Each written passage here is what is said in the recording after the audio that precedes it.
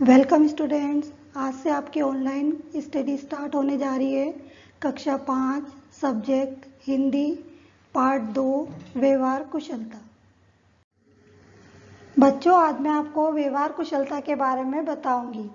एक साहित्यिक सभा में एक तरुण विद्यार्थी भाषण देने के लिए खड़ा हुआ, पर उसका भाषण जमा नहीं। वह घबरा गया। श्रोताओं ने तालियां पीटी। 5 से 10 वाक्य कहने के बाद ही उसे बैठ जाना पड़ा। हम भी जब कोई कार्य पहली बार करते हैं तो घबरा जाते हैं और कुछ भी कर नहीं पाते हैं। मंच पर उसकी कुर्सी हमारी कुर्सी के पास ही थी, क्योंकि हमें भी उस सभा में बोलने का निमंत्रण था। अपना पसीना पोंछते हुए उसने मुझसे धीरे से कहा, यह मेरा भाषण देने का पहला ही मौका था। मैंने कहा, तब तो तुमने बड़ी हिम्मत दिखाई। मैं तो अपने पहले भाषण में मुश्किल से 3 से 4 वाक्य ही बोल पाया था। शुरू शुरू में ऐसा ही होता है, पर बाद में आदत पड़ जाती है। हम भी जब कोई कार्य पहली बार करते हैं तो हमारे साथ भी ऐसा ही होता है। मैंने कहा, जिन्होंने तालियां पीटी उनमें से ऐसे कितने होंगे जो तुम्हारे जैसे यहाँ खड़े होकर इतने बड़े श्रोता समुदाय का सामना कर सकेंगे।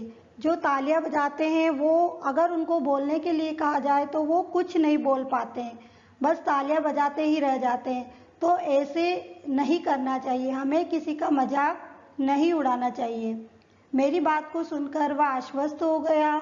उसकी जो खोई हुई हिम्मत थी वो लौट आई और आगे चलकर वह काफ़ी अच्छा वक्ता बन गया। वक्ता का मतलब होता है बोलने वाला, भाषण देने वाला। 2-3 बार उसने मुझे धन्यवाद दिया और कहा कि यदि उस दिन आप मुझे प्रोत्साहन नहीं देते तो शायद मैं भाषण देना ही छोड़ देता। इसी प्रकार हमें भी दूसरों को प्रोत्साहित करना चाहिए। कोई अगर कोई कार्य करता है, पहली बार करता है, तो हमें उसे प्रोत्साहित करना चाहिए। जब लोग भयभीत होते हैं, पराजित होते हैं या दुख में डूबे हुए होते हैं, तभी उन्हें हमारी सहानुभूति, सहायता या प्रोत्साहन की आवश्यकता होती है।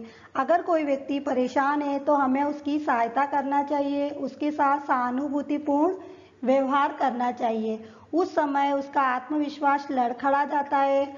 अगर उस समय हम उसकी खिल्ली उड़ाते हैं, उसकी मजाक उड़ाते हैं, तो ये अच्छी बात नहीं है, बल्कि हमें उसे सहारा देना चाहिए, उसकी हिम्मत को बढ़ाना चाहिए। अगर हम ऐसा करते हैं तो उसके हृदय में हमेशा के लिए हमारा स्थान बन जाता है। वो हमें हमेशा याद रखता है। जब भी हमें उसकी ज़रूरत होती है तो वो हमारे काम आने के लिए तैयार हो जाता है।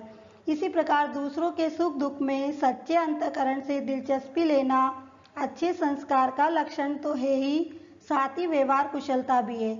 इसी प्रकार हमें दूसरों के सुख दुख में काम आना चाहिए, सच्चे मन से उसकी मदद करना चाहिए। उसमें कोई दिखावा या बनावटीपन नहीं होना चाहिए। जो भावना सच्ची होती है वो हृदय से निकलती है और वही हृदय को बांध भी सकती है। अगर हम ऐसा करते हैं तो वो हमें हमेशा दुआ ही देता है।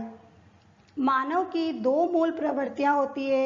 एक तो यह कि लोग हमारे गुणों की कद्र करें, हमें दाद दे और हमारा आदर करें। अगर हम में कोई अच्छे गुण हैं तो लोग हमारी कद्र जरूर करेंगे और हमारा आदर भी करेंगे। दूसरी मूल प्रवृत्ति है कि वे हमसे प्रेम करें, हमारा अभाव महसूस करें। अगर हम उनकी मदद करते हैं, हम उनका साथ देते हैं, तो वो हमारे अभाव को जरूर महसूस करते हैं। आपके जरा से भी कार्य की यदि किसी ने सच्चे दिल से प्रशंसा की तो आपका दिल कैसा खिल उठता है। हमें प्रशंसा सुनना बहुत अच्छा लगता है। तो हम अगर ऐसा कार्य करें कि लोग हमारी प्रशंसा करें, हमारी तारीफ करें, तो हमें भी अच्छा लगेगा। ऊपर से कोई बड़ा आदमी कितना भी आत्मविश्वासी, आत्मसंतुष्ट क्यों ना दिखाई दे, भीतर से वह हमारी और आप ही की तरह प्रशंसा का और स्नेह का भूखा होता है। यानी कि प्रशंसा सुनना सभी को अच्छा लगता है, लेकिन प्रशंसा सुनने के लिए हमें वैसे कार्य भी करना चाहिए। दूसरों की भावनाओं को ठीक ठीक समझना, उनकी कद्र करना, उनके साथ सच्चाई और स्नेह का व्यवहार करना, यही व्यवहार कुशलता है। और अगर हम इस तरीके से व्यवहार करते हैं तो सामाजिक जीवन में हमारी लोकप्रियता बढ़ जाती है और हमें शांति मिलती है। तो बच्चों, आज हमने क्या सीखा? हमें हमेशा दूसरों की मदद करना चाहिए।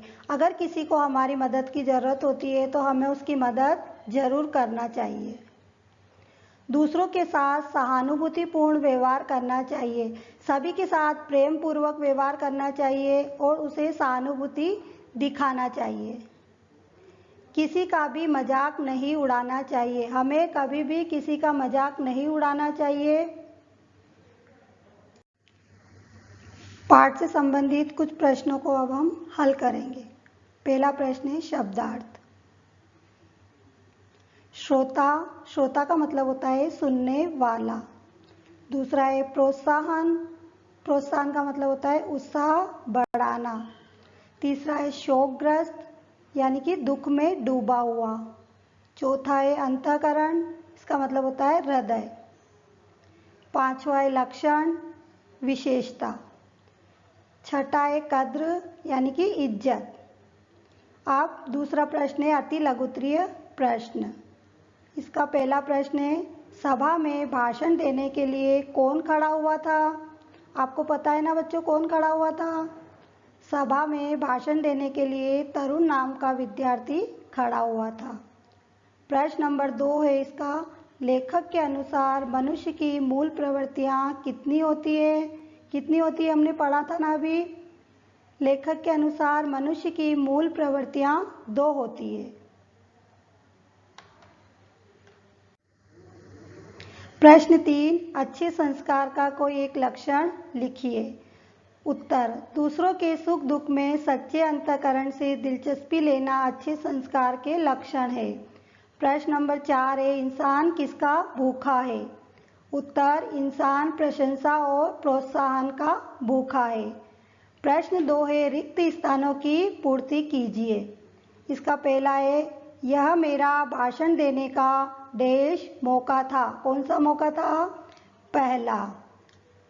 दूसरा है उसके प्रोत्साहन ने तरुण विद्यार्थी को अच्छा डैश बना दिया। क्या बना दिया था? वक्ता। 3 है एक डैश सभा में तरुण विद्यार्थी भाषण देने के लिए खड़ा हुआ था। काय में खड़ा हुआ था? एक साहित्यिक सभा में। चौथा है जो भावना सच्ची होती है वह डैश से निकलती है। कहाँ से निकलती है? हृदय से निकलती है। धन्यवाद।